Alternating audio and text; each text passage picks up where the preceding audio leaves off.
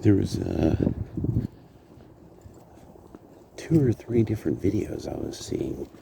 These guys were going through it, some big town bros, and what was interesting was complaints about passport bros, that now apparently this is a subject that young Turks are, the liberals, always late, the young Turks were looking at. And then it was interesting because then there was this complaint about the amount of housework that men do, and this and that.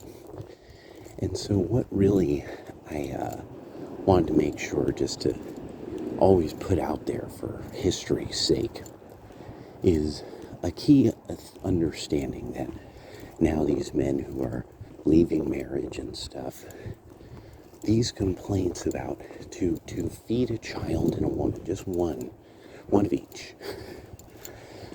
For most men, this is 40 to 60 hours. No ifs, ands, or buts. No way around it. 40 to 60 hours a week.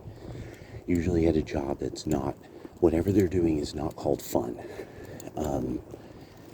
And you never know when it's going to dry up. The higher the pay, you get a higher payout, but there's always risk involved.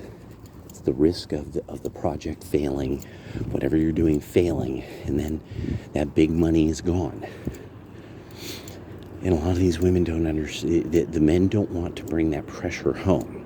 This is the whole idea of be his peace, because you have to get this fundamental idea that he's probably facing pressures that you wouldn't want to. You don't want his job. House husbands love being house husbands. I live in a liberal enclave. I see these men. They are having the time of their lives running around with their little kids while mom is at work. While mom's being a busy businesswoman doing business. Yeah, I've seen this like all my life here on the West Coast. And their wives are typically extremely resentful of how much the sway of dad over the kids. They usually resent the fact that he's always happy and she's always miserable and tired. And at some point it's typical that it works then the other way, that he goes back in the workforce because with dad, by the time the kids are 10, dad has taught them how to pretty much operate in the world around them.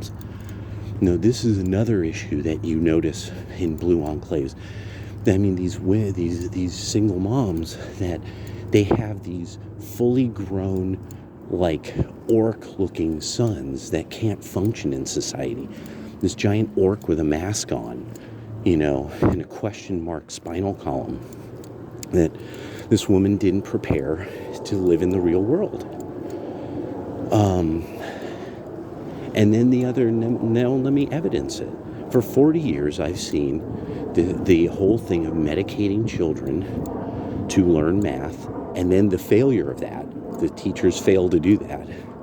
All of this are the women of our country. They're our women. They can't socialize. They've become more liberal. All the surveys say the women have become more liberal over the last 40 years. They are more likely to be the ones who are going to be into all kinds of medications, such as the birth control pill. And also they're going to be more into and approving of medicating children with behavior drugs so as to make mom's life easier, so that mom doesn't have to take her little helper. She could just give, child silencer pills, to the kid. And then beyond this, these schools now are, trying to get kids on psychiatric drugs that fundamentally we don't really know what the long-term effects are, but we kind of have found out. In the Northwest, and it's cuckoo for Cocoa Puffs, cray-cray, riotous, wacko culture and drug addiction really shows. It's really showing it. You know, you've raised kids on drugs, and they've become ultra drug heads everywhere in all the blue enclaves. So the Passport Bros, that's the indictment.